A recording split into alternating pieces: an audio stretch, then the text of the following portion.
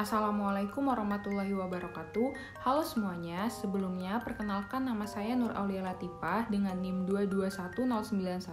22109123200036 dari Program Studi Kesehatan Masyarakat Fakultas Kedokteran Universitas Lambung Mangkurat Angkatan 2022. Pada kesempatan kali ini, saya akan menjelaskan kepada teman-teman semua mengenai 8 kompetensi keahlian sarjana kesehatan masyarakat.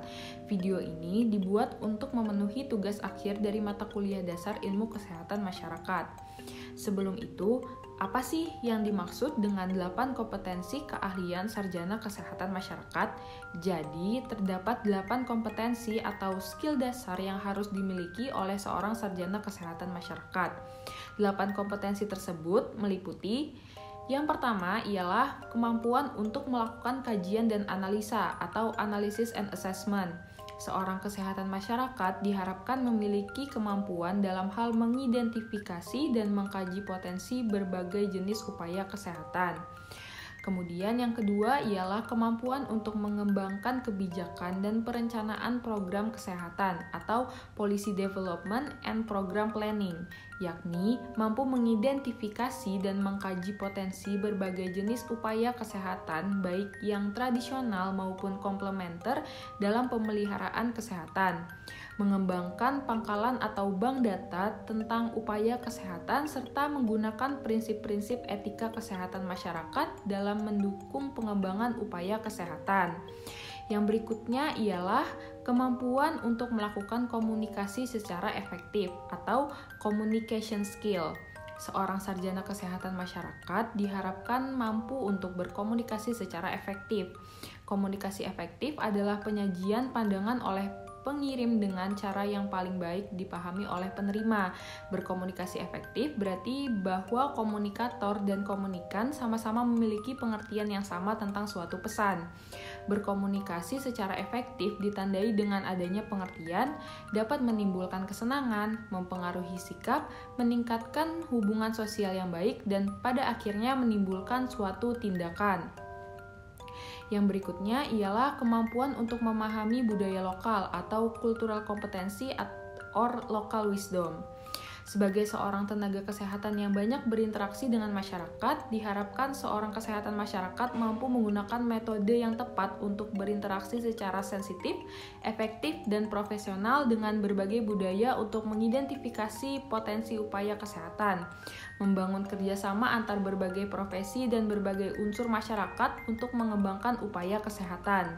Yang kelima ialah kemampuan untuk melakukan pemberdayaan masyarakat atau community dimension of practice, yakni mampu menggali potensi dan sumber daya masyarakat untuk pengembangan upaya kesehatan, mengidentifikasi peran faktor dari segi budaya, sosial, dan perilaku dalam pengembangan upaya pelayanan kesehatan, menggunakan proses dinamika kelompok untuk meningkatkan peran serta masyarakat dalam mengembangkan upaya kesehatan, mendeskripsikan peran pemerintah dan berbagai pemangku kepentingan dalam mengembangkan pelayanan kesehatan. Yang keenam ialah memahami dasar-dasar ilmu kesehatan masyarakat atau Basic Public Health Sciences, yaitu seorang sarjana kesehatan masyarakat mampu mengidentifikasikan kewajiban individu dan organisasi dalam konteks pelayanan kesehatan, mampu mengidentifikasikan, menilai, dan memahami status kesehatan pada populasi, determinan kesehatan dan penyakit, dan faktor-faktor yang berkontribusi terhadap promosi kesehatan dan pencegahan penyakit dengan upaya kesehatan, mengaplikasikan metode penelitian dalam pengembangan upaya kesehatan. Yang berikutnya ialah kemampuan untuk merencanakan dan mengelola sumber dana atau financial planning and management.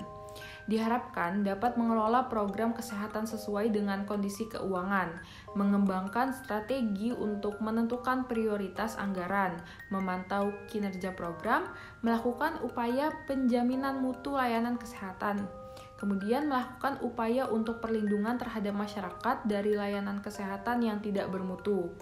Yang kedelapan atau yang terakhir ialah kemampuan untuk memimpin dan berpikir sistem atau leadership and system thinking or total system, yakni menegakkan etika kesehatan masyarakat dalam implementasi upaya kesehatan, membantu menciptakan nilai dasar dan visi bersama sebagai pedoman pengembangan upaya kesehatan, mengembangkan rencana strategis pengembangan upaya kesehatan, memfasilitasi kerjasama kelompok internal dan eksternal untuk menjamin partisipasi dari pemangku kepentingan kunci dalam implementasi upaya kesehatan.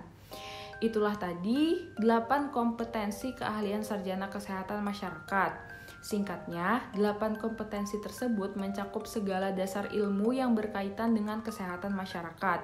Diharapkannya, 8 kompetensi keahlian tersebut dapat dimiliki oleh setiap lulusan sarjana kesehatan masyarakat yang dapat diterapkan dalam dunia kerja. Mungkin itu saja yang dapat saya sampaikan. Sekian dari saya pada penyampaian materi kali ini. Mohon maaf jika terdapat kekurangan maupun kesalahan kata. Silahkan berikan kritik dan saran kalian pada kolom komentar di bawah. Semoga bermanfaat untuk teman-teman semua. Saya akhiri, wassalamualaikum warahmatullahi wabarakatuh.